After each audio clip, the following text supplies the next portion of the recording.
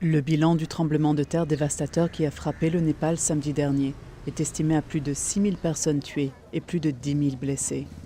Des dizaines de milliers de personnes vivent à présent dans des camps de fortune dans la vallée de Katmandou et d'autres districts gravement touchés. Beaucoup de fournitures essentielles sont arrivées au courant de la semaine. Aujourd'hui, à l'aéroport de Katmandou, 2 vols sont arrivés avec des fournitures indispensables, avec des comprimés de purification d'eau, des kits d'hygiène, des tentes et des bâches. Les agences des Nations Unies, notamment l'UNICEF et le PAM, fournissent une assistance humanitaire aux personnes durement touchées par le séisme. Le programme alimentaire mondial travaille vraiment dur pour atteindre les personnes qui ont besoin de nourriture. Cela veut dire dans les secteurs qui sont les plus difficiles à atteindre. Alors nous utilisons des camions où nous le pouvons et lorsque nous ne le pouvons pas, nous utilisons des hélicoptères. Plus de 280 enfants soldats qui ont pu être réunis avec leur famille à Pibor, au Soudan du Sud, ont commencé à prendre part à un programme éducatif qui favorise les bonnes aptitudes à la vie, un effort dirigé par le Fonds des Nations Unies pour l'enfance. Ce nouveau groupe fait partie des quelques 1757 anciens enfants soldats qui ont été démobilisés rien qu'au cours de cette année. Certains d'entre eux ont à peine 9 ans.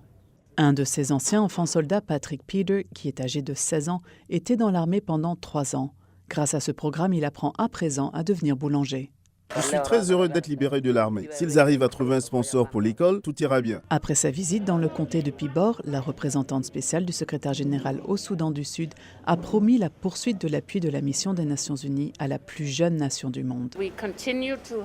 Nous devons continuer de veiller à ce que ces enfants aient la possibilité d'obtenir un meilleur avenir pour eux-mêmes.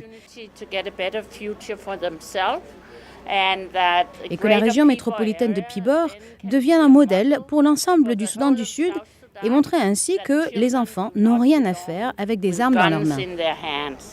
Selon les Nations Unies, ce sont 13 000 enfants qui sont associés aux forces et groupes armés dans l'ensemble du Soudan du Sud. Le secrétaire général Ban Ki-moon et le pape François se sont réunis au Vatican cette semaine. Parmi les questions d'intérêt mondial inscrites à leur ordre du jour figuraient les changements climatiques et la migration en Méditerranée. Ban Ki-moon a fait savoir au pape François qu'il était impatient de voir le prochain encycle papal, un document pédagogique, lequel portera sur le changement climatique. Cette réunion a eu lieu peu de temps après que le secrétaire général se soit rendu sur un navire de la marine italienne qui participe aux opérations de sauvetage de migrants qui tentent de traverser la Méditerranée. Pendant son déplacement, le chef de l'ONU a souligné la responsabilité de l'Union européenne à procéder à la réinstallation des personnes qui effectuent ce voyage périlleux et il a appelé les États à remédier aux causes profondes de la migration.